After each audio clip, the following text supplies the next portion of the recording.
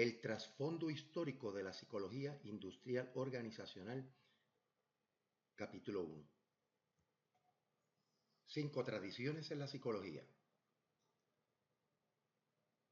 La psicología tiene 5 tradiciones que han impactado tanto en el desarrollo como en las investigaciones al área de la psicología industrial organizacional. Tenemos al psicoanálisis, la tradición de los rasgos, la fenomenología, el conductismo y la psicología cognitiva. Ahora hablaremos de cada una de ellas por separado y cómo todas, de una u otra forma, han ayudado al desarrollo de la investigación y de la ciencia de la psicología industrial organizacional. El psicoanálisis. El psicoanálisis fue desarrollado por Sigmund Freud. Sigmund Freud era un médico vienés que originalmente estudió neurología y poco a poco fue adentrándose en el camino de la psicología, tratando de construir una ciencia que tomara en consideración los aspectos fisiológicos y psicológicos del individuo. Él propuso que el funcionamiento psicológico se rige por fuerzas instintivas. Él le denominaba el sexo y la agresión, también se le conocía como el eros y el tanato. Y esto manifestaba un efecto fuera de la conciencia, dentro de lo que él denominaba el inconsciente, por lo que había individuos que no podían entender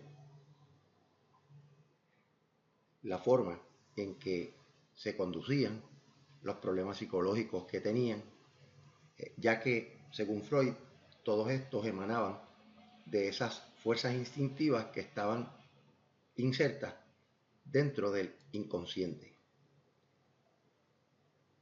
Dentro del inconsciente, según Freud, se encontraba el aparato psíquico. El aparato psíquico se compone de 3 elementos. Uno es el id, o la fuerza de energía instintiva, la que provoca los instintos de agresividad, de canalización del sexo, y que son primitivos en el ser humano y que, si no los trabajamos adecuadamente, podemos caer no solamente en patología, sino también en problemas de tipo legal y social. Por tanto, además del id, hay 2 elementos más dentro del aparato psíquico. El ego. El ego establece un balance entre esas fuerzas instintivas de sexo y agresión que están ubicadas en el id y el superego, que es el tercer elemento. El ego es el mediador, es el árbitro. El superego es la conciencia y las fuentes de moralidad socialmente aceptadas. Aquí hablamos de lo que es consciente, lo que es ético, lo que es moral, lo que es legal. Por tanto, el ser humano constantemente se encuentra tratando de balancear homeostáticamente como un sistema ese aparato psíquico. Donde, por ejemplo, una persona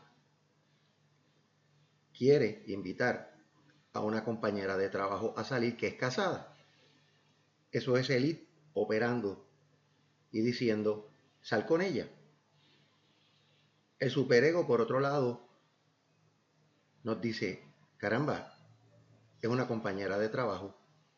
Las reglas dentro del trabajo impiden que uno salga con compañeros y también es una mujer casada.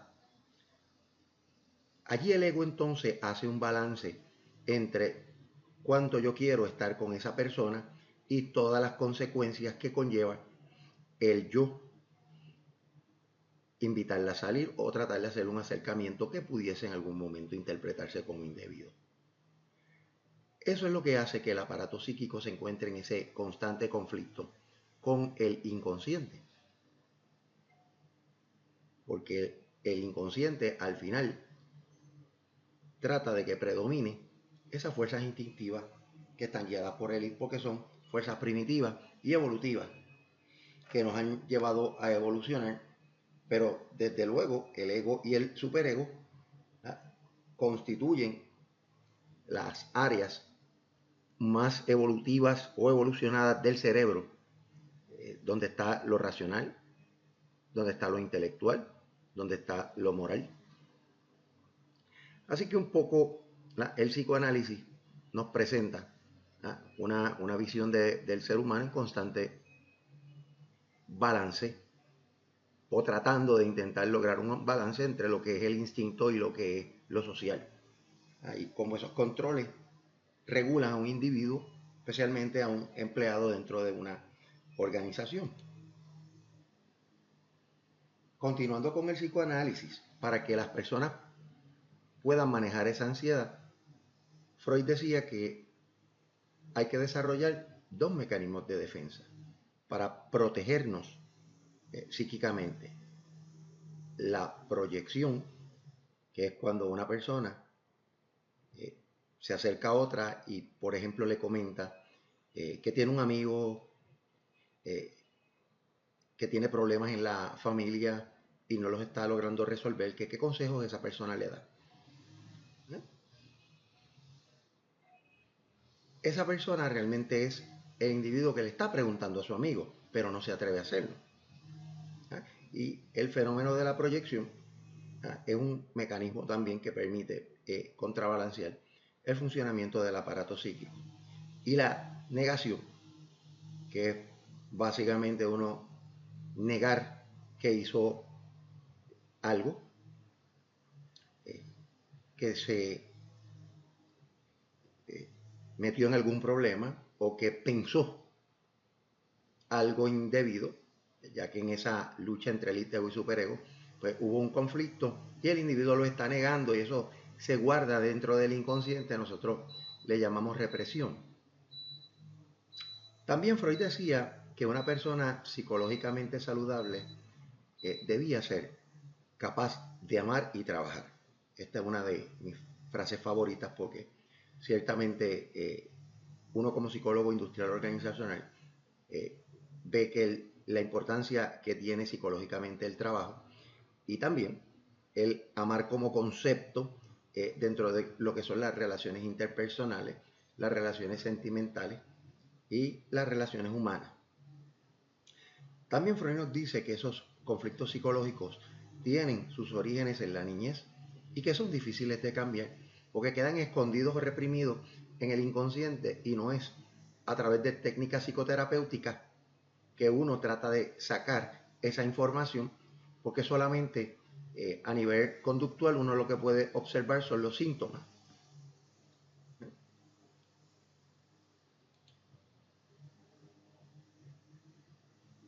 Continuando con el psicoanálisis, uno de los alumnos favoritos de Freud, Carl Jung,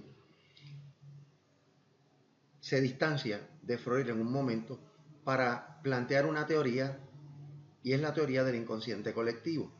Él discrepaba de Freud en términos de estos instintos sexuales y de agresión.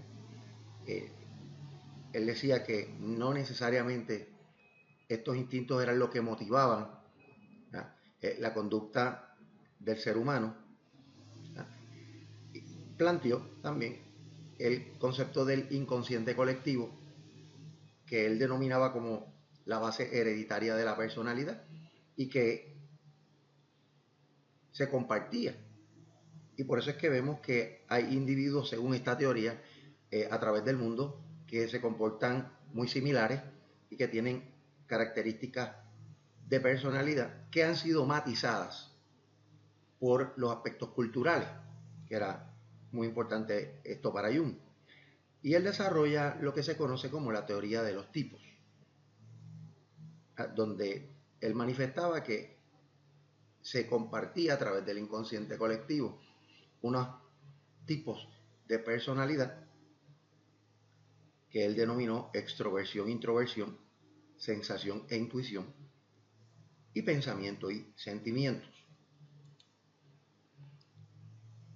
Utilizando esta teoría de Carl Jung, tanto Catherine Briggs como Isabel Myers-Briggs, madre e hija, desarrollan un instrumento que posteriormente se va a utilizar muchísimo en el mundo del trabajo, que mide 16 tipos de personalidad inspirados en la teoría de Carl Jung. Pero esos 16 tipos se comportan o se manifiestan a través de 4 factores que aquí los vemos a través de preguntas. Por ejemplo, ¿de dónde uno obtiene la energía para yo tomar decisiones, para buscar la información, para organizar el mundo? Y por ejemplo, el instrumento nos dice que la gente obtiene la energía de adentro de sí mismo primero, eso es lo que es la conducta introvertida, o buscamos la información del entorno para incorporarla a la información que ya tenemos, que es la extroversión. Por otro lado, ¿cómo obtenemos la información? Algunas personas a través de los sentidos, que era una de las fuentes de conocimiento que nos decía Aristóteles que era importante, o la intuición, que es una combinación de experiencia y de un análisis con cierto tipo de información no completa que me dice que yo debo hacer esto porque mi intuición lo dice. También cómo tomamos decisiones. Unas personas toman decisiones pensando racionalmente, pensando de forma analítica, y hay otros utilizando sus sentimientos. Y como decimos en puertorriqueño, el ay bendito, me da pena, ay caramba, qué pena sobre esta persona. Y también cómo organizamos nuestro mundo, cómo construimos juicios a través de la información que obtenemos, o cómo simplemente utilizamos la percepción inmediata del momento para decir las cosas son de esta forma, porque de esta forma es que yo las veo. Yo soy un supervisor de 30 años y como lo he hecho por 30 años bien, así pienso que deben ser las cosas, porque esa es mi percepción. Versus el juicio requiere mucho más análisis, mucho más racionalidad. Así que tanto Briggs como Briggs-Myers desarrollaron un instrumento que lo hemos utilizado en varias instancias, muy bueno, se ha revisado en varias ocasiones. Siempre hemos tenido algo de problema con los aspectos culturales, más que todo en Puerto Rico, pero a nivel diagnóstico el instrumento nos ayuda, sobre todo para proveer la información a las personas para que puedan entender cómo ciertos comportamientos tienen que ver con la manera en que ellos hacen las cosas, de dónde sacan la energía, cómo obtienen la información, cómo toman las decisiones y cómo organizan su mundo perceptual.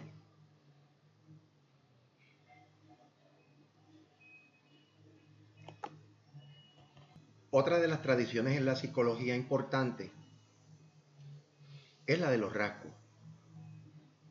Gordon Allport fue uno de los psicólogos que más se enfocó en la medición de las características o rasgos en los seres humanos. Él planteaba que no necesariamente los seres humanos cambiaban su personalidad a través de unas etapas, como proponía Sigmund Freud y algunos otros, sino que estas características cambiaban muy poco a través de la vida, pero sí se desarrollaban temprano en la adultez. Un rasgo es una predisposición a comportarse, pensar y sentir de una manera determinada. Estos se miden a través de los inventarios de personalidad, y él traía el concepto de que había rasgos primarios o dominantes o rasgos secundarios. Myers-Briggs en el inventario del que mencionamos anteriormente también planteaban los rasgos primarios o dominantes. Dicho de otra manera, si tomamos los rasgos de extroversión e introversión, hay personas que son dominantemente extrovertidas, les gusta conseguir la información externa para incorporarla a sus conocimientos y experiencias, son bien comunicativos la mayor parte del tiempo, les gusta estar en grupo, pero hay momentos donde quieren sentirse solos, quieren estar tranquilos y no quieren ver a nadie, por tanto asumen unas características introvertidas o de introversión que se dan de manera secundaria, pero son predominantemente extrovertidos. Y esto ha sido bien importante para tratar de entender cómo funciona la personalidad de los empleados, cómo funciona esos comportamientos amarrados a unos patrones de cómo nos proyectamos como individuos todo el tiempo. Así que, y hoy en día la tradición de los rasgos ha tomado mucha fuerza en la psicología industrial, sobre todo tratando de identificar rasgos de personalidad de candidatos a empleo y alineándolos con el tipo de trabajo que van a realizar. Continuando con la tradición de los rasgos, a través de varios estudios,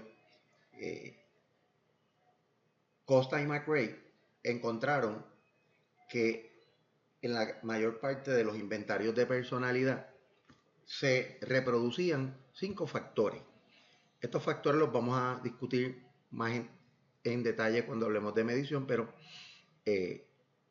como portaestandarte de lo que es la tradición de los rasgos, tenemos la teoría de los 5 grandes factores o Big Five: extroversión, neuroticismo o estabilidad emocional, agradabilidad, concienciación y apertura a la experiencia.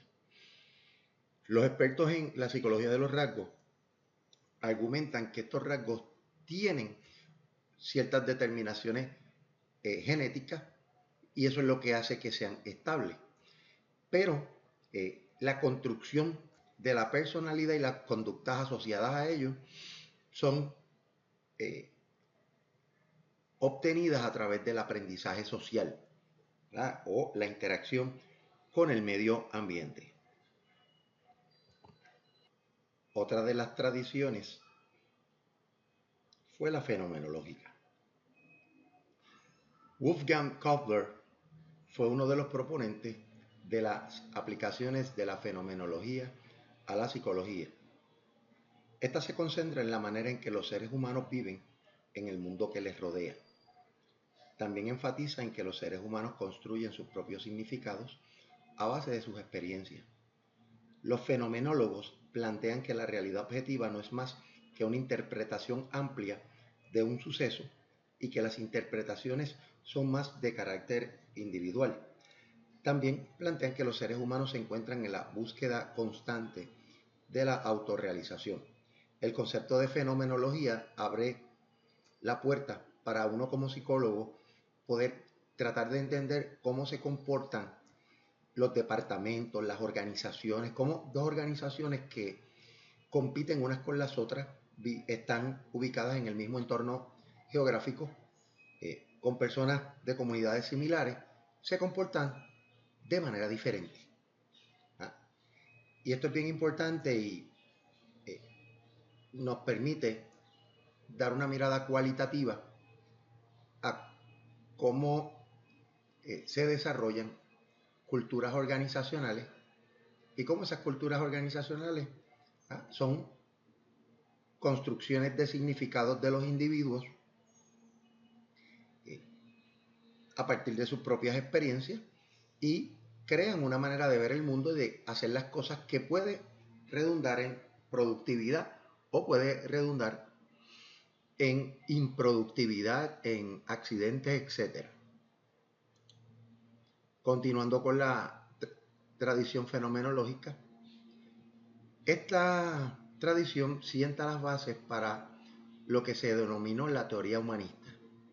el proponente principal de dicha teoría fue Carl Rogers, que decía que para alcanzar el potencial las personas tenían que estar abiertos a la experiencia y aprender a aceptarse tal cuáles somos. A que uno como individuo tenía que aprender a aceptar sus fortalezas, sus áreas de oportunidad. Es que muchas veces, nos decía Roger, uno tiene que separar la persona de los hechos que están dándose para poder entender, ¿ya?, cómo, ¿ya?, esa relación está creando un problema o también está ayudando a que la gente progrese.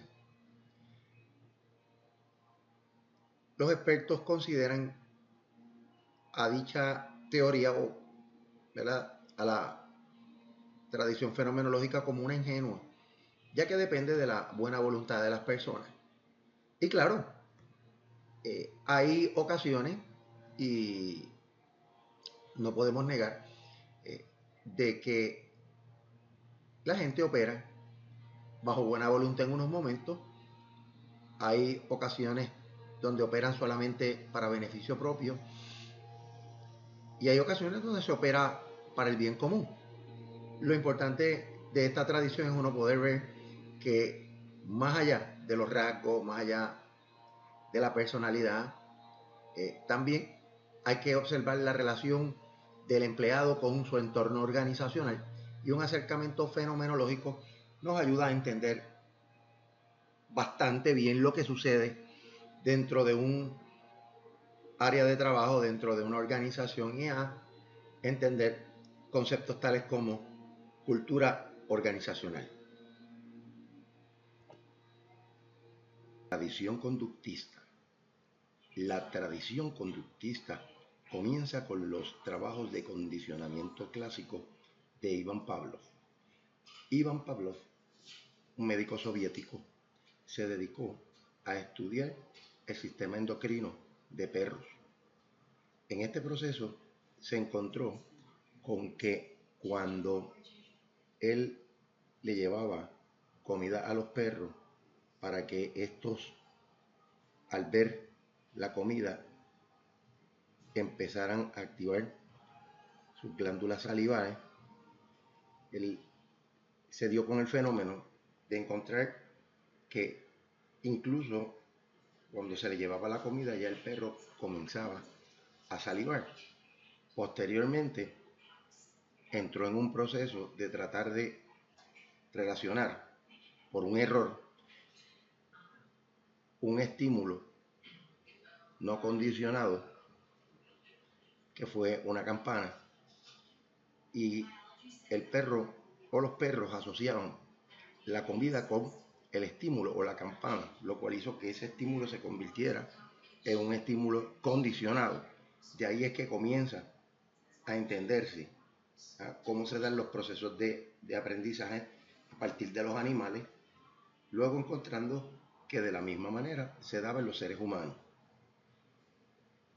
Hizo un énfasis en la capacidad de condicionar conducta a raíz de dicha relación de estímulos y respuesta en animales y de estímulos no condicionados como la campana, que asociativamente el perro interpretaba como que era una relación entre campana y comida, por tanto comenzaba a salivar.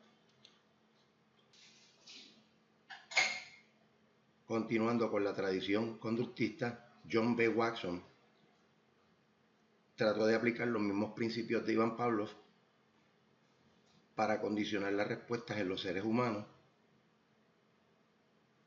De la misma manera lo trató de hacer en niños, dándose cuenta que se podía crear fobias en los niños, o sea, que las fobias de los seres humanos eran puramente aprendidas.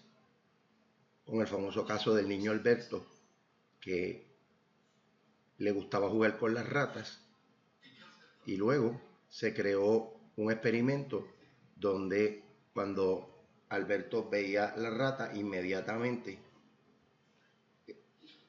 sonaba un tipo de alarma bien fuerte al oído de Alberto y lo asustaba.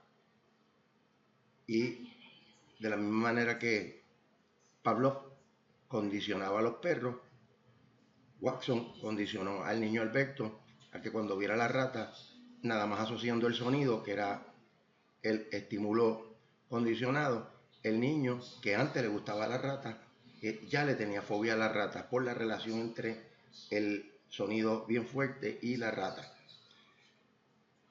Estos trabajos se fueron sofisticando a través de las investigaciones de B.F. Skinner.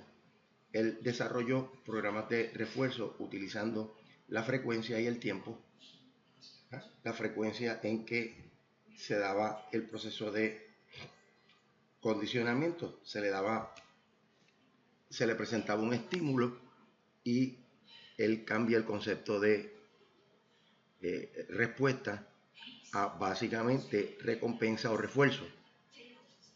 Así que tenemos el concepto de que se le da un refuerzo a la persona para provocar una conducta, o sea, aumentar la probabilidad de que la conducta ocurra.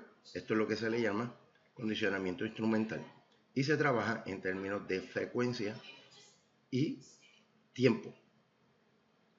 Luego, Alberto Bandura añade la parte cognitiva a los procesos de aprendizaje, ya que Skinner no creía en la parte mental de los procesos conductuales. Por tanto, él no creía que las personas podían procesar los estímulos y las respuestas o los refuerzos en sus mentes, sino que eso eran simplemente reflejos condicionados. Posteriormente, Alberto Bandura probó de que sí, de que los procesos cognitivos son importantes en el aprendizaje a través de lo que se llamó modelaje, donde la gente aprendía observando a otros. Por tanto, la mente tenía un rol importante en ese proceso de aprendizaje.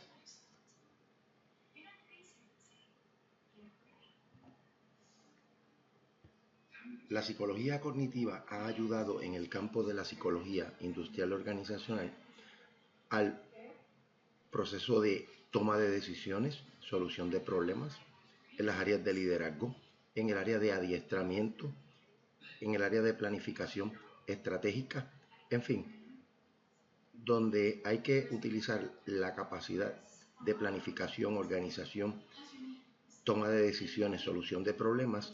La psicología cognitiva ha aportado mucho al campo de la psicología. Continuando con la psicología cognitiva,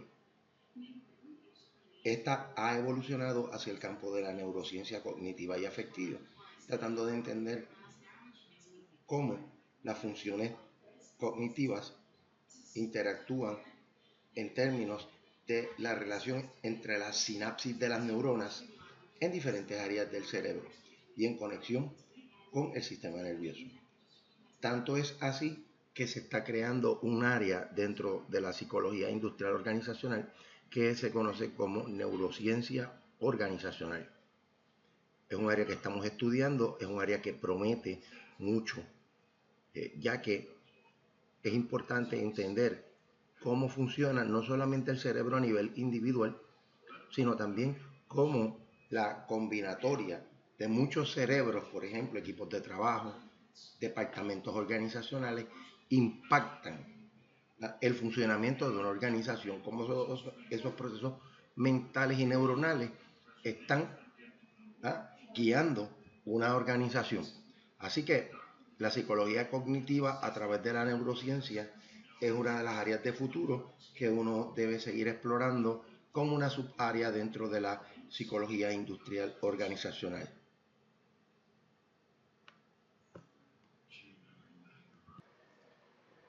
Psicología industrial organizacional.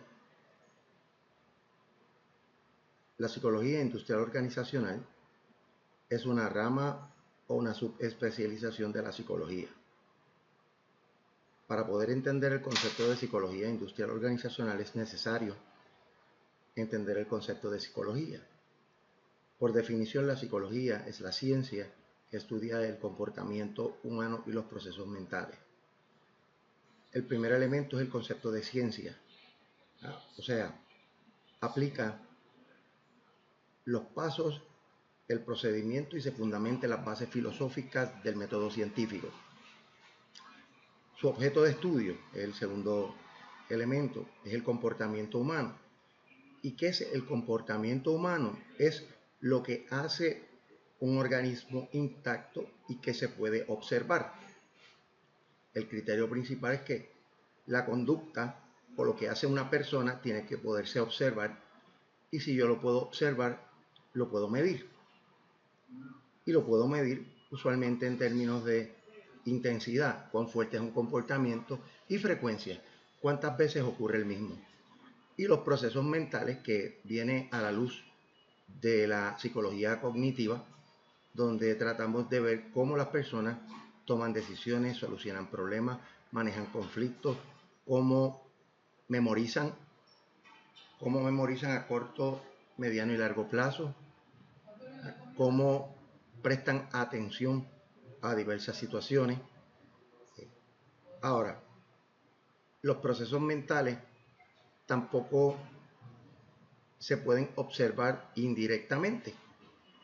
Los procesos mentales se observan también a través de la conducta, pero se miran en términos más procesales, en términos de cómo varias conductas llevan a un resultado. Y ese resultado es observable.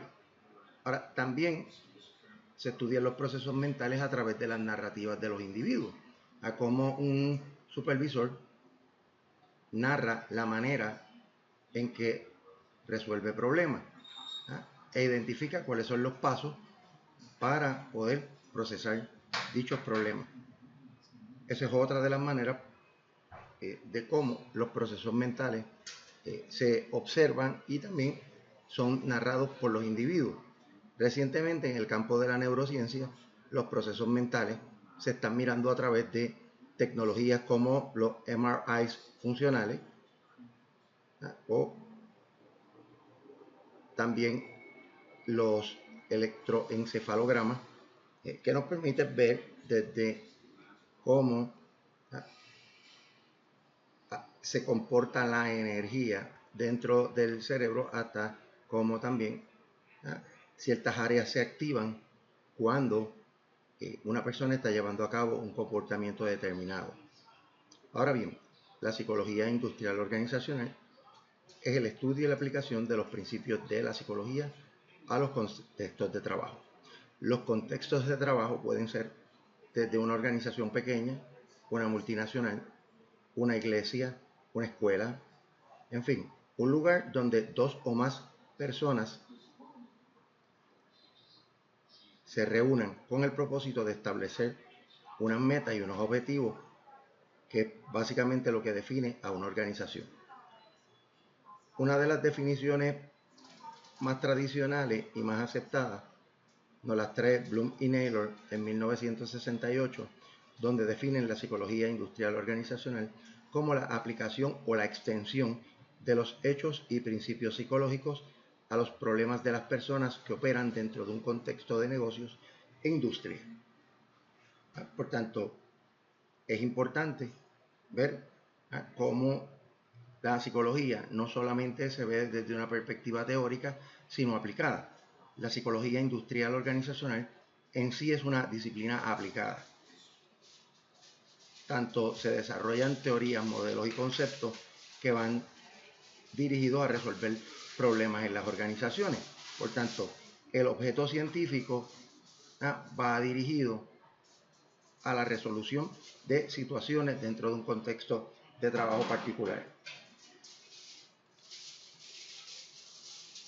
También la psicología industrial organizacional podemos verla como una disciplina relativamente nueva comparada con la psicología clínica y la social, y se nutre de los principios de las teorías y modelos psicológicos, pero también de la ciencia de los negocios, la ciencia empresarial, la psicología social y la ingeniería industrial, y que es también una disciplina que se nutre de múltiples otras disciplinas. Un dato importante es que la psicología industrial organizacional como subdisciplina todavía no es muy conocida por muchos empresarios. Se ha hecho mucho énfasis a través de los años para promover la disciplina, pero aún así todavía muchas personas piensan que un psicólogo industrial organizacional es un psicólogo clínico que da terapia dentro de las organizaciones, cuando eso es una suposición totalmente errónea. Continuando con la psicología industrial organizacional, esta subdisciplina busca mejorar tanto a las organizaciones, y cuando hablamos, ¿verdad?, de las organizaciones, hablamos de un todo, ¿no? Toda la empresa, también sus departamentos, también los equipos de trabajo que elaboran en diferentes procesos de trabajo como proyectos, pero también se hace énfasis en mejorar a los individuos desde su desempeño, desde sus estados psicológicos, tales como la satisfacción, compromiso, motivación, involucración, engagement. Lamentablemente, con el surgimiento de las uniones en los Estados Unidos, históricamente se ha querido asociar a los psicólogos industriales organizacionales como aliados de la gerencia, como que son aquellas personas que son contratados por los líderes para explotar el potencial de los empleados. Por tanto, se piensa que somos aliados de la gerencia y que nos enfocamos en esa explotación.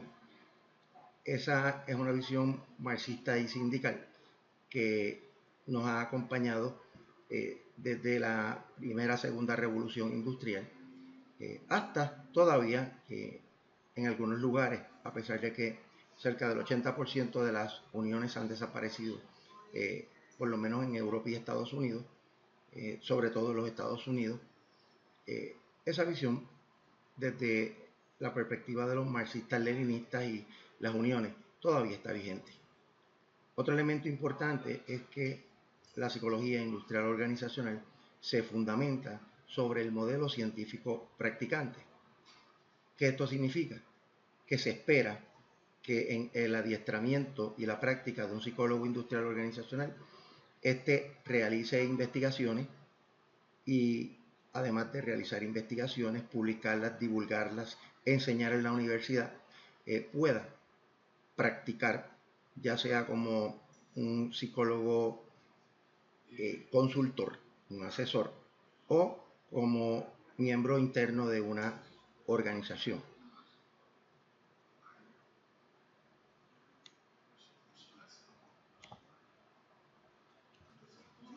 Representación de la psicología industrial organizacional.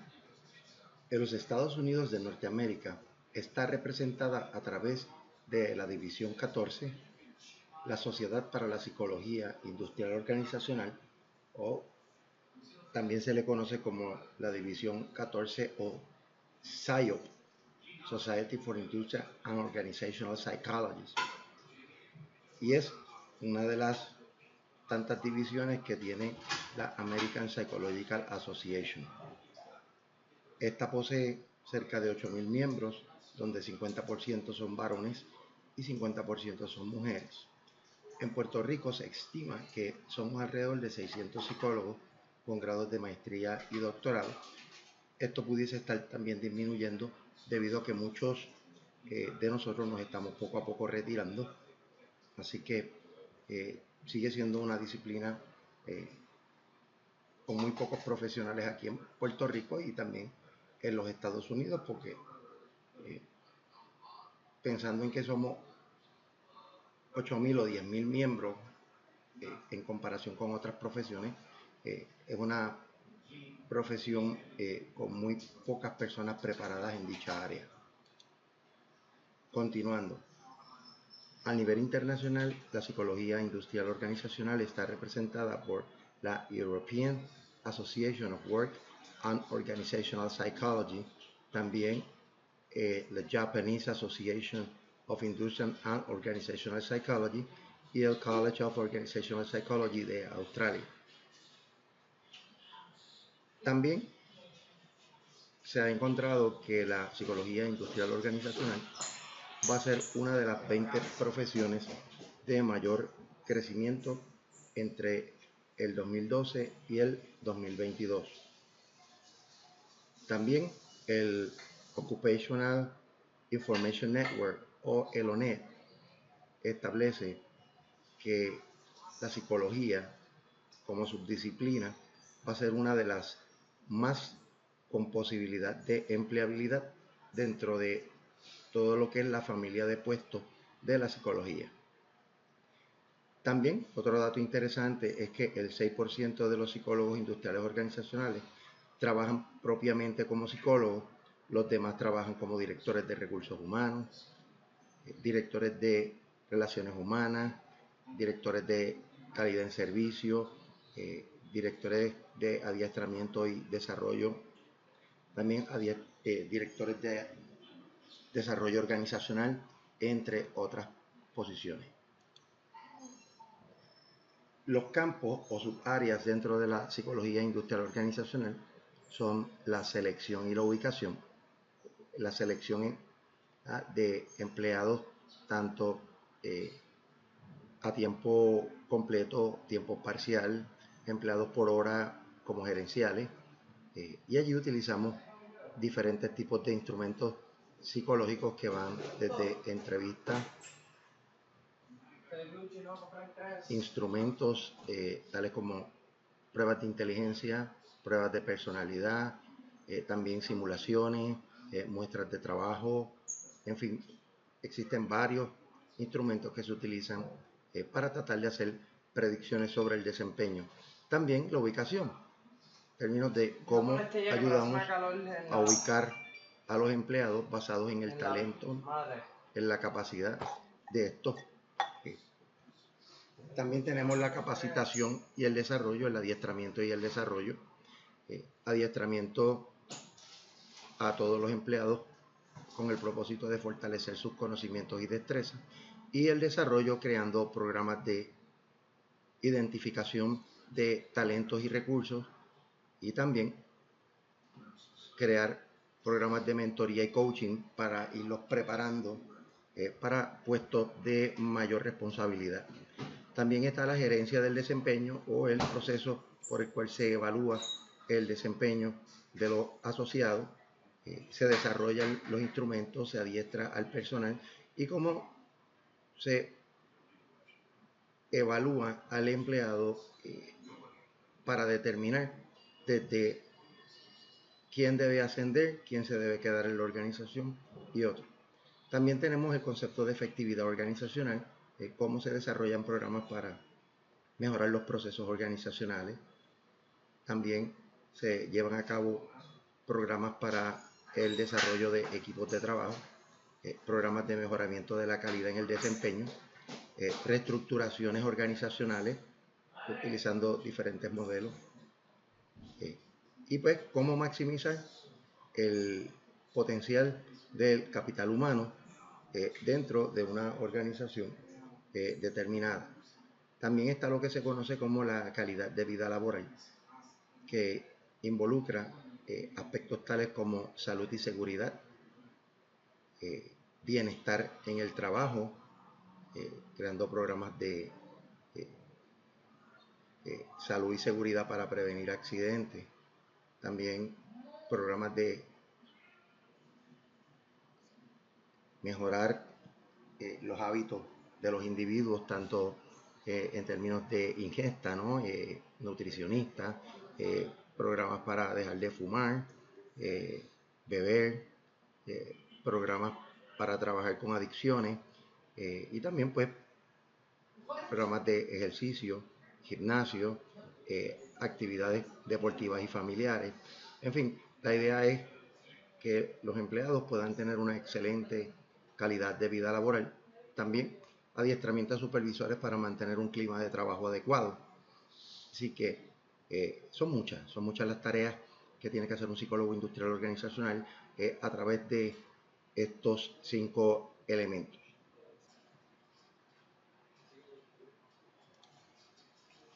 Licenciamiento de los psicólogos industriales organizacionales. Los procesos para licenciar psicólogos tienen el propósito de proteger a los clientes y garantizar los mejores servicios. El licenciamiento se establece por ley. Ahora, en el campo de la psicología industrial organizacional, las personas que se quieren licenciar deben tener un mínimo de maestría, y también se ha encontrado que para practicar psicología industrial organizacional no hace falta propiamente una licencia, pero uno no se puede llamar psicólogo. Uno de los problemas que hemos enfrentado a través del tiempo es que los programas de licenciamiento están mucho más orientados para psicólogos más del área clínica. Incluso las áreas que miden los exámenes en los diferentes estados y territorios se enfocan en ocasiones más en las áreas clínicas que en las áreas industriales organizacionales. Además de que hay un debate sobre el licenciamiento a través de los estados y territorios, porque los psicólogos industriales organizacionales no solamente son consultores en un estado, sino que trabajan para multinacionales que ofrecen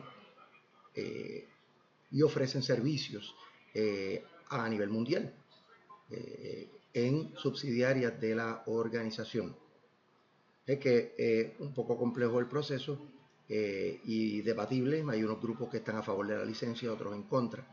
El uso específico de la licencia en el caso de los psicólogos industriales organizacionales está más dirigido al campo del uso de pruebas, el peritaje en corte, la enseñanza y la supervisión en programas graduados en las universidades. Así que hay siempre asuntos que preocupan con relación a lo de la licencia, pero sí, no es un requisito si uno va a ser consultor para organizaciones o trabajar en unas áreas específicas de la psicología industrial, tener una licencia. Pero sí, uno no se puede llamar psicólogo, simplemente puede decir que posee un doctorado en psicología industrial organizacional o que es consultor organizacional, pero no puede llamarse psicólogo.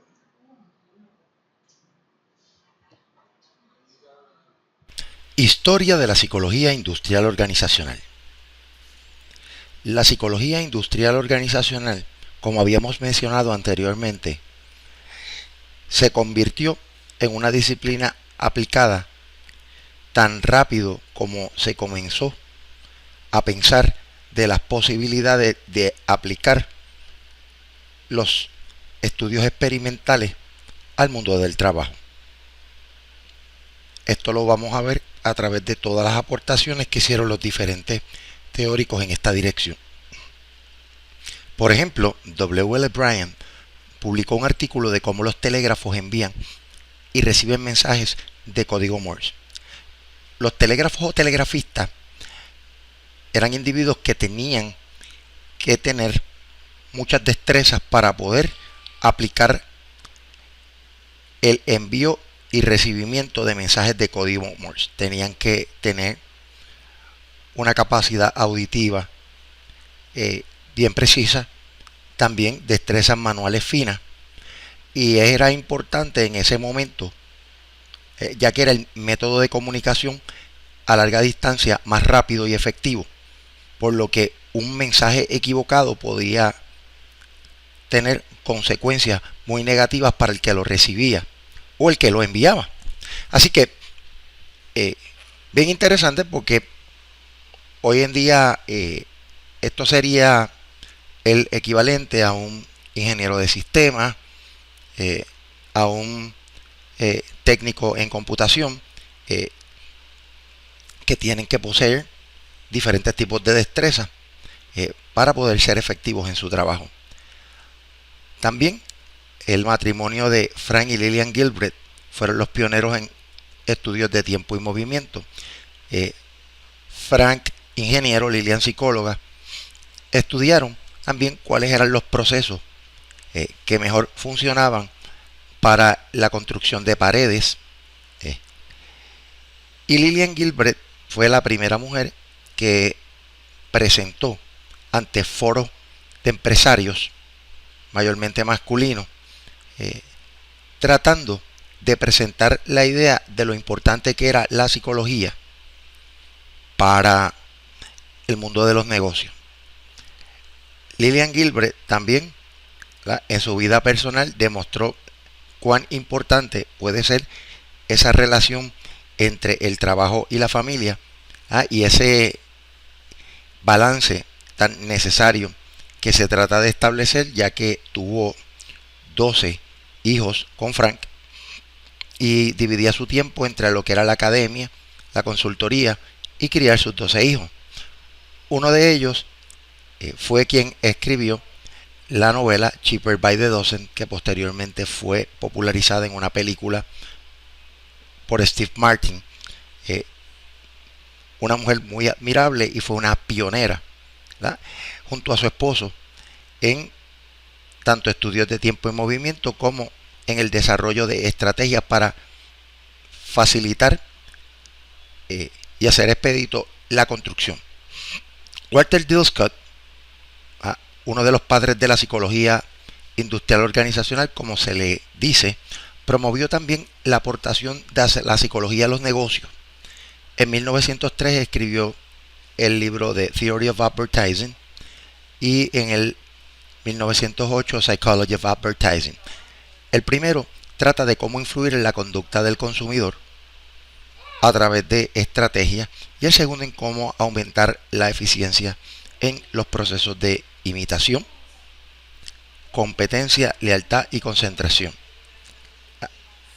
Dill Scott también fue un investigador que se dedicó a tratar de desarrollar estrategias de cómo mejorar las ventas.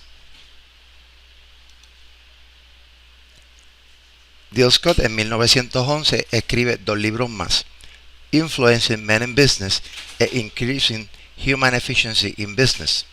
Aquí es donde básicamente muestra los estudios que se relacionan con el campo de las ventas, de cómo aumentar la eficiencia en el campo de las ventas.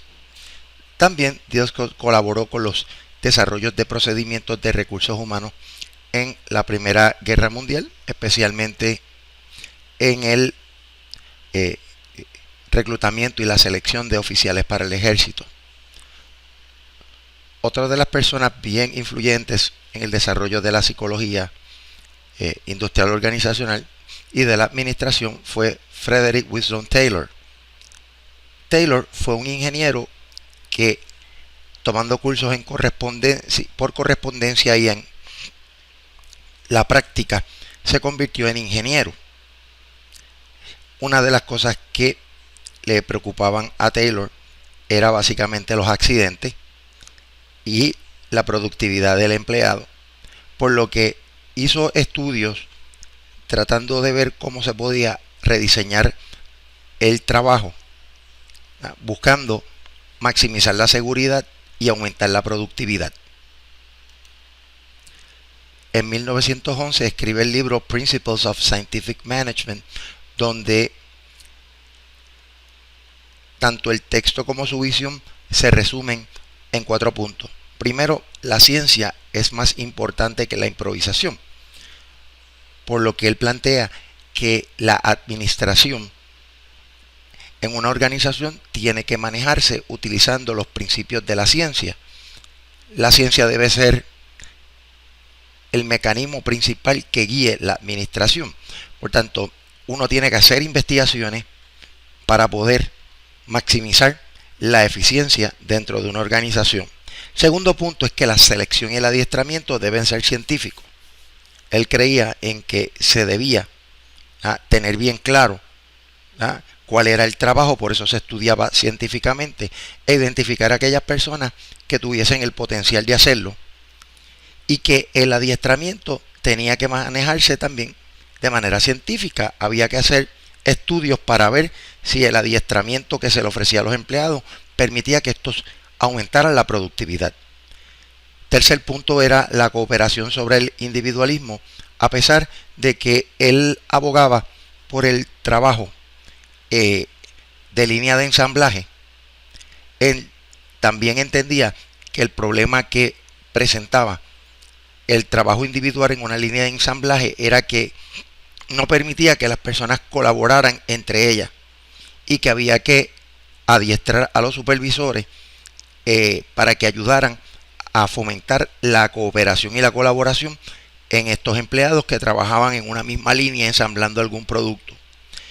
También una igual división del trabajo, era que las tareas se tenían que diseñar de manera igualitaria, de forma tal que las personas pudiesen hacer el trabajo mucho más sencillo y más eficiente. Los trabajos de Taylor demostraron un alto nivel de eficiencia, sobre todo en las plantas de fundición de acero, donde él demostró cómo se podía fundir el acero de una manera más eficiente con menos riesgo de accidente, y fomentando un ambiente de colaboración aun cuando cada persona tenía su puesto individual. Taylor fue muy criticado por las uniones, incluso fue llevado ante el Senado de los Estados Unidos, el Congreso, y se estaba investigando sus métodos en la planta donde trabajaba en Betterman, una planta de fundición de acero. Posteriormente, estas investigaciones no llegan a ningún lado porque comienza la Primera Guerra Mundial y el Congreso gira su visión y su énfasis en los asuntos de la guerra.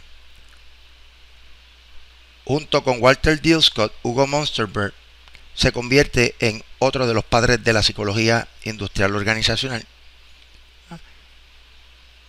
¿Y por qué se llama o se dice que ambos son padres de la psicología industrial organizacional? Porque ambos aplicaban directamente los principios psicológicos de aquel momento a aspectos del trabajo, y por eso es que se le denomina así.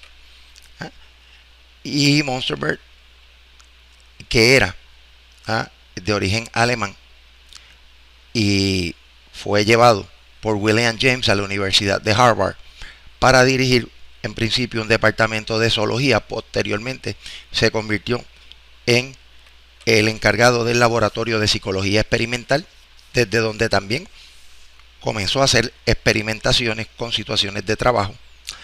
En 1913 escribe el libro Psychology and Industrial Efficiency.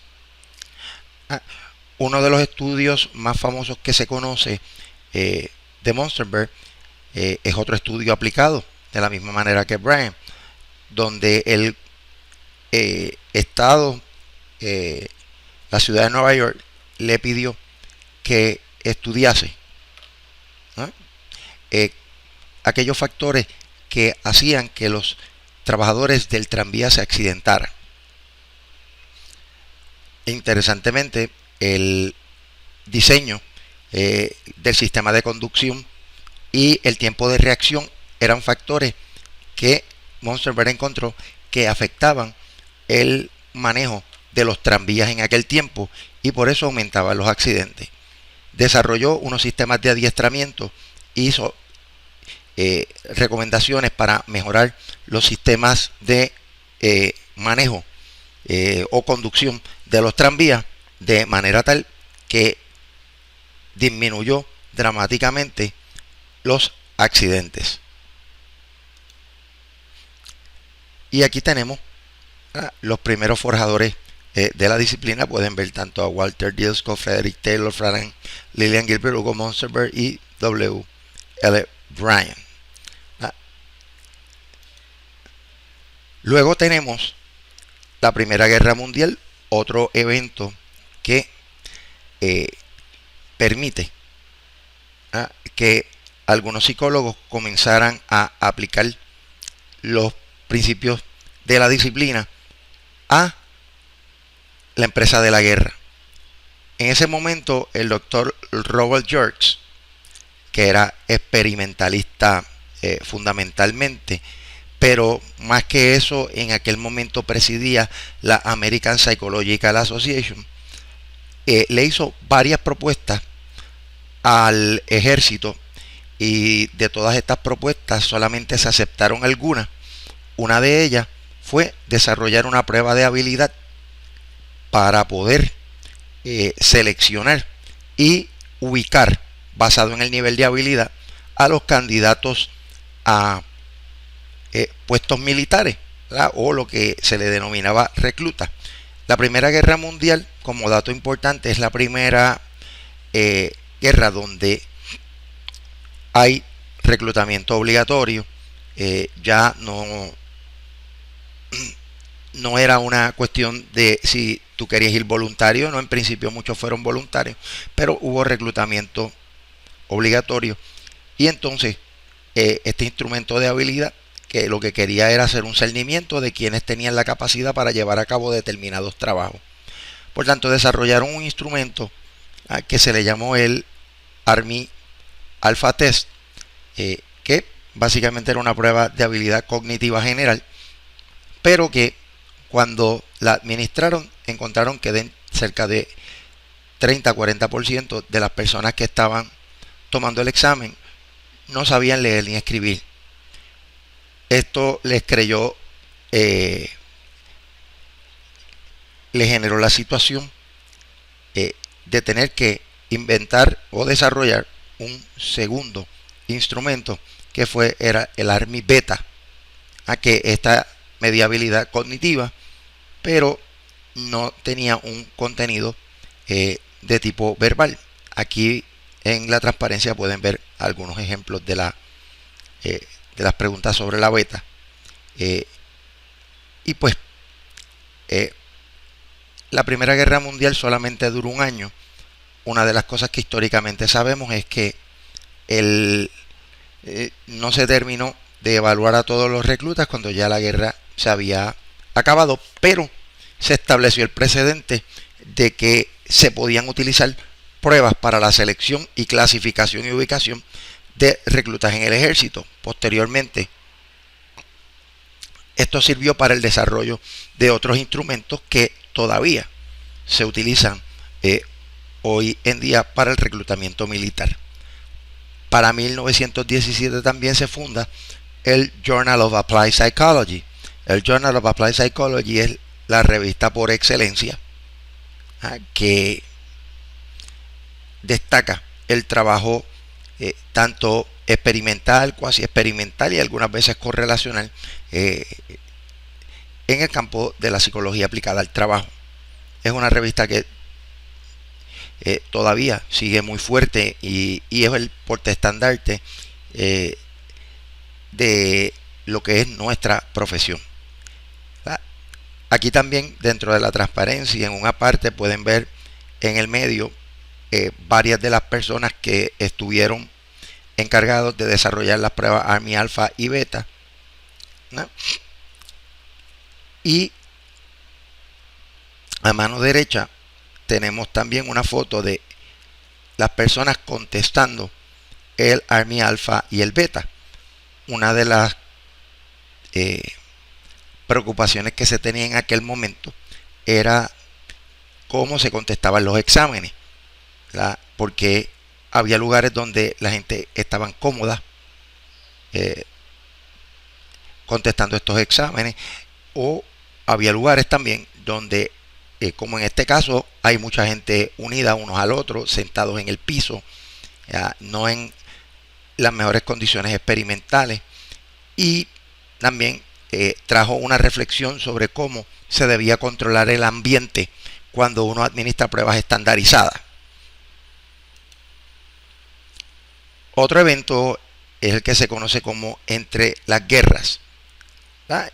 Una vez acaba la Primera Guerra Mundial y antes de la Segunda Guerra Mundial, periodos entre 1919 y 1940, Walter Bingham, que no se le señala como uno de los padres de la psicología industrial organizacional, pero fue un protagonista del desarrollo de la disciplina, funda lo que se conoció como el Bureau of Salesmanship Research en el Carnegie Institute of Technology. Walter Bingham tenía la visión de solicitarle a psicólogos y a compañías dineros para que invirtieran, para que se convirtieran en inversionistas y ayudaran en el avance de la investigación en las estrategias de venta. Asimismo lo hizo el Dr. James McKean Cattell cuando funda la Psychological Corporation, solicitando sobre todo a psicólogos que fueran inversionistas. La Psychological Corporation, distinto al Bureau of Salesmanship Research, todavía existe. Hoy ha sido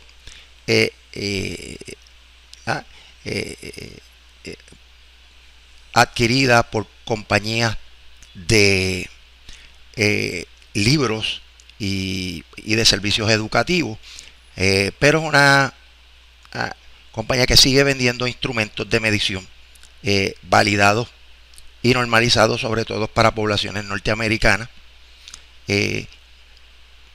pero fue una gran aportación, ya que pues ha provisto de muchas herramientas para psicólogos en la práctica de la selección, la evaluación psicológica para el desarrollo, entre otros tipos de funciones que tiene el avalúo dentro de una organización. En 1921, la Psychological Corporation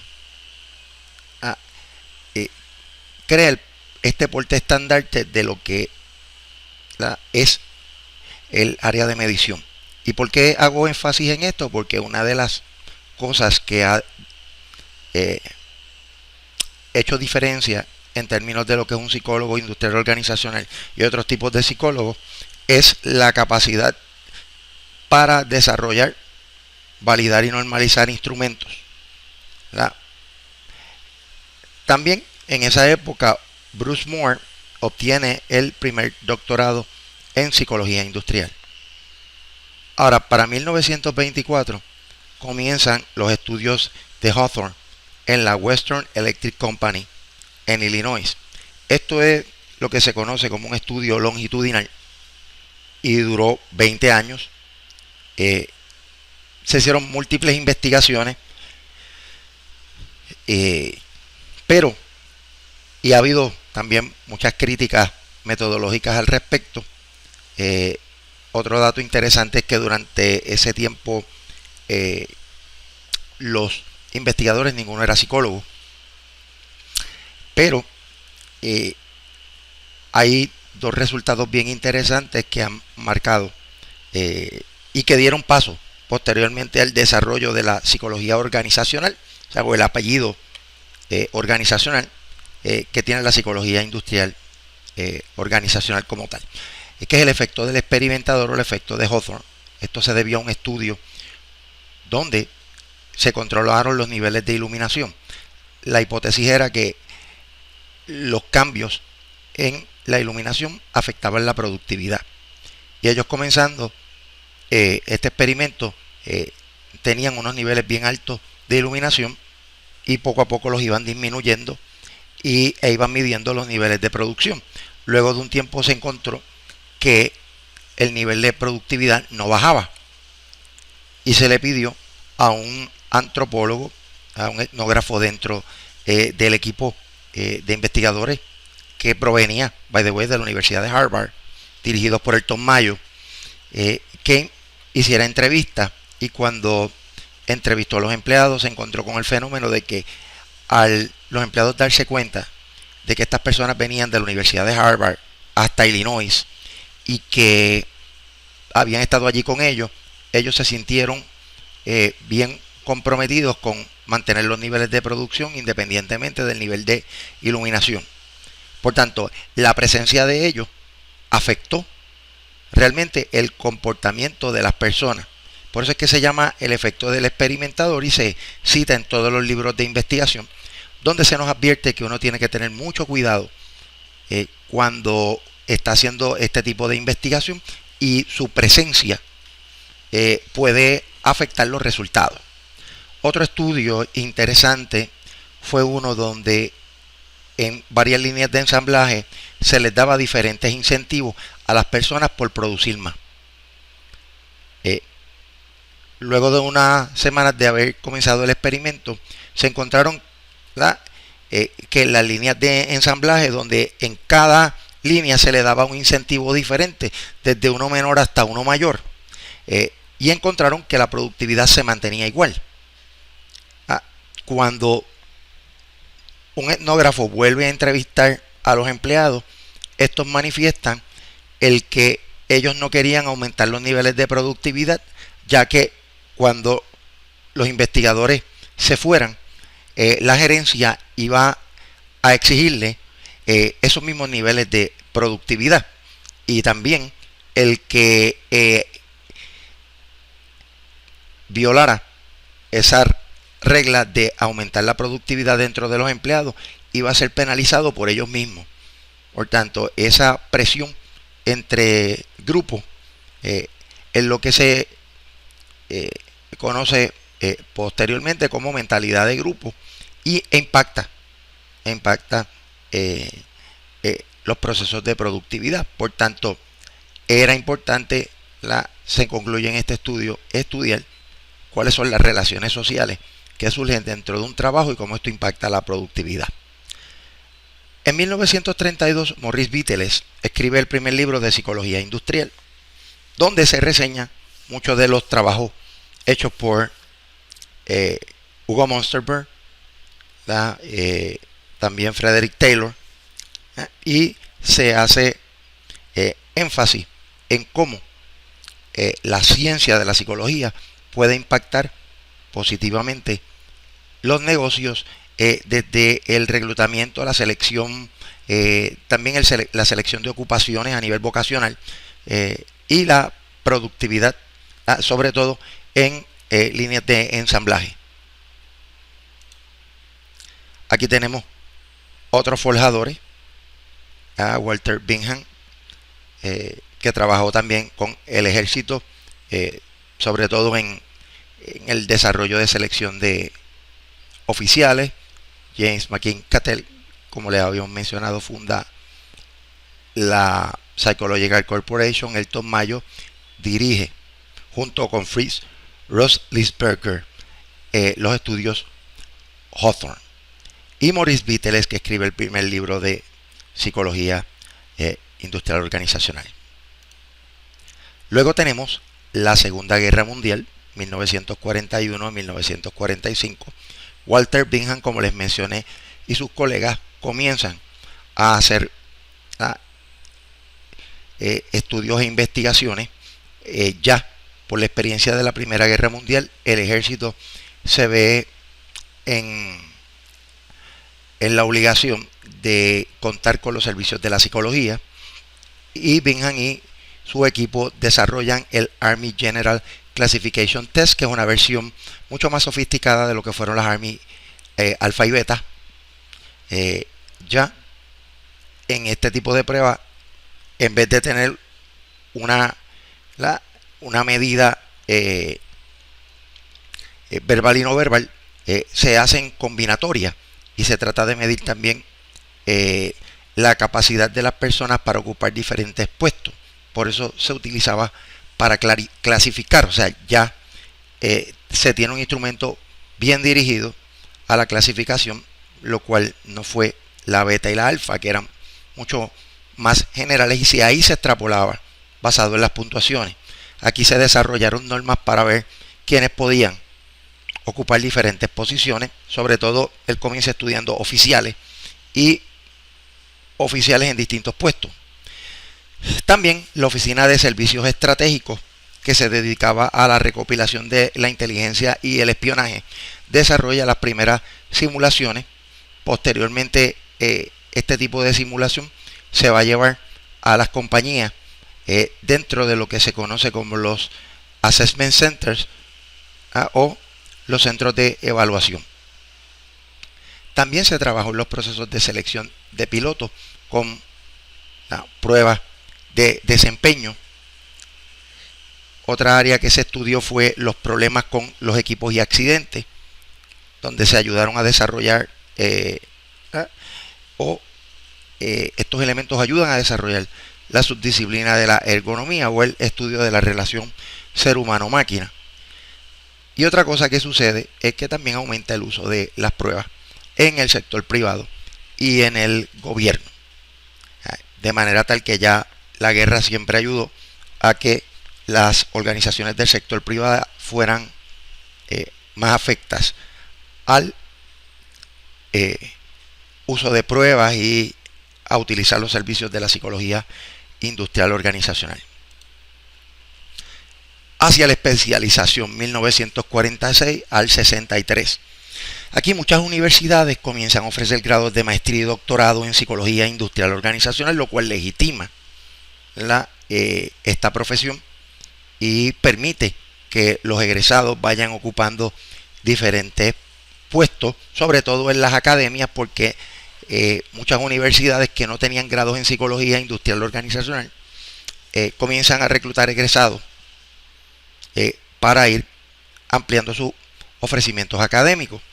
En 1946 se crea la División 14 de la APA, o de la American Psychological Association, la Society for Industrial and Organizational Psychologists, o SIOP, ya habíamos hablado de ella, y es la organización que agrupa a más psicólogos industriales organizacionales a nivel mundial.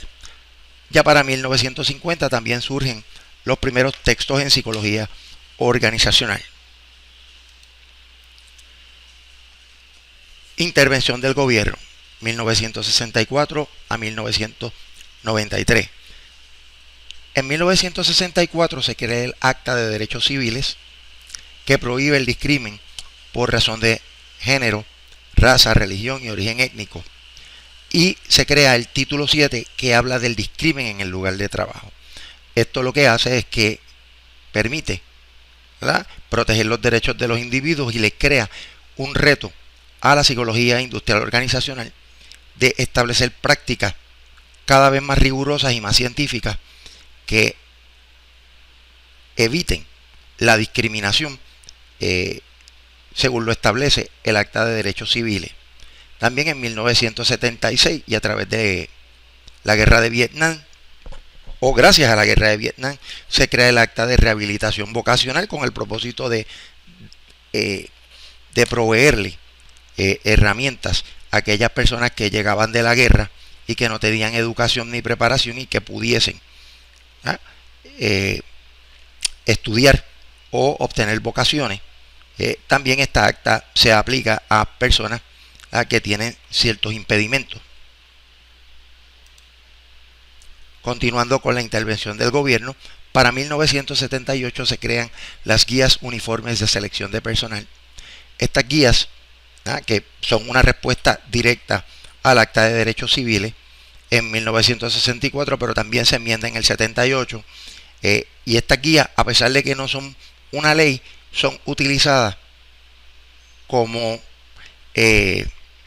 elementos de peso en casos de discrimen y toman lo que se conoce como fuerza de ley, estableciendo criterios para el uso de pruebas de selección en el gobierno y el sector privado. En 1991 se crea la ley Americans with Disabilities Act, o la ley ADA, para proveer acomodo razonable al empleado. Lo habíamos mencionado anteriormente, de cómo si yo establezco que voy a seleccionar o que voy a someter a un proceso de selección a una persona que tiene impedimento, yo tengo que estar dispuesto a crear las condiciones para que esa persona, y cuando digo crear las condiciones implica obtener el equipo, hacer modificaciones al entorno de trabajo para que una persona con impedimentos pueda ser igual de productiva que una persona que no lo tiene. Esto en esencia es un rediseño del trabajo, pero la ley también establece que esto es siempre y cuando no sea oneroso para el patrono. O sea que si esto afecta a la productividad de la organización, pues realmente no se le puede dar la oportunidad a estas personas. En 1993 se crea el Medical Leave Act, que va dirigido, ¿verdad?, a estas personas que tienen ciertos días por enfermedad y que son costeados por la organización según establece la ley, para proteger a aquellas personas que se enfermaban por periodos prolongados. Y también se desarrolla el Armed Services Vocational Aptitude Battery, que es el famoso ASVAB, que es una evolución del Army General Classification Test del Army Alpha y Beta, donde ya se desarrolla un instrumento mucho más sofisticado que mida la capacidad que tiene una persona para poder llevar a cabo un trabajo dentro del ejército. Y es la evolución a la cual nos llevó este proceso que comenzó con la Primera Guerra Mundial, de generar una prueba de habilidad cognitiva Army Alpha y Beta. La era de la información, 1994 al presente. En la década de 1900 el Internet y la computadora personal cambiaron la forma de comunicación en las organizaciones. También el desarrollo de herramientas como Skype, NetMeeting, WebEx, entre otras, ha permitido la comunicación cara a cara desde lugares bien remotos, el trabajo en equipo de forma remota y también el uso de herramientas como el correo electrónico, el texto con los teléfonos inteligentes y entre otros han hecho que el lugar de trabajo sea uno mucho más comunicacional, especialmente con comunicación a tiempo real y en el momento, lo que se le llama también comunicación sincrónica. Y las organizaciones hoy tratan de capitalizar en estas herramientas para ahorrar costos por un lado y fomentar la comunicación efectiva. También otras de las herramientas que se utilizan son las redes sociales. Estas también han permitido crear diversas herramientas que se utilizan en los negocios: Facebook, LinkedIn, Twitter y WhatsApp. Son herramientas que son gratuitas, ¿verdad? En algunos casos para nivel corporativo también tienen unos honorarios bastante manejables. Y desde luego la tecnología web, donde hoy en día usted puede alquilar espacios web tanto para desarrollar páginas como para tener software web para manejos de proyectos, hojas de cálculos, etcétera. Algunos con costo, otros gratuitos. Lo que sí es importante es que del 90 para acá las cosas han cambiado dramáticamente en términos de cómo la gente se comunica en las organizaciones. Y se estima que con la llegada de nuevas tecnologías esto va a seguir cambiando día a día más, por lo que la psicología industrial organizacional tiene un rol bien importante en las áreas de investigación, tratando de ver cuáles son las herramientas más efectivas, cómo los grupos pueden trabajar con mayor efectividad usando estas tecnologías, y cuál es la relación entre el uso de estas comunicaciones y la productividad tanto individual, grupal y organizacional. Así que esto se pone bien interesante, ¿verdad? ¿Por qué? Porque el compartir esta información hace que también organizaciones que son rivales y que son socias cooperen también unas con otras, tanto en el desarrollo de nuevos productos y servicios, también el acceso a productos y servicios a través del Internet, que hoy se pueden adquirir directamente y en tiempo real, 24 horas, 7 días a la semana. También muchas personas practican el teletrabajo, o sea, trabajan desde su hogar, forman parte de equipos virtuales y hacen negocios electrónicos a través del mundo. Básicamente la manera en cómo puede operar un sistema global de negocios a través de un sistema global de información. Y que desde luego con estos cambios dramáticos en esta era informativa o informacional, el concepto de puesto ha cambiado dramáticamente. Y hoy en día la comunicación, además de ser cara a cara, pues también se maneja desde diferentes ángulos y la gente ha creado hábitos ya. Por ejemplo, muchas personas responden más rápido a un texto que a una llamada cara a cara. Muchas personas se les hace mucho más fácil enviar un texto o escribir un correo que enfrentar cara a cara a una persona. Claro, eso tiene sus desventajas también, Y eso es lo que estamos estudiando, ¿no? Lo que estamos estudiando y cómo la gente responde socioemocionalmente a esta tecnología, viendo, ¿verdad? Factores como la edad, género, la generación a la cual pertenecen, etcétera. También, ¿cuáles son los factores de la psicología industrial organizacional en términos interculturales? La psicología industrial organizacional tiene que estudiar, ¿verdad?, factores como la diversidad étnica, cultural y religiosa, cuáles son sus similitudes y diferencias, cómo eso impacta positivamente y negativamente el ambiente de trabajo. También el efecto de las empresas globales y esa dispersión que se da a través del mundo y cómo tanto las culturas nacionales como organizacionales impactan los negocios. También el rol de las fusiones, cuando dos compañías se unen para formar una más grande, o las adquisiciones, la compra de una empresa por la otra, cómo esto genera preocupaciones porque son cambios mayores, tanto en estructura como en visión, como en cultura, y cómo esto afecta a los empleados. También tomar en consideración esas diferencias en comportamiento y actitudes en las distintas culturas en tiempo real, y tomando en consideración la similitud y la variación que existe en cada una de ellas. Otro reto que tiene la psicología es romper con el paradigma tradicional de que somos aliados y explotadores en unión a la gerencia.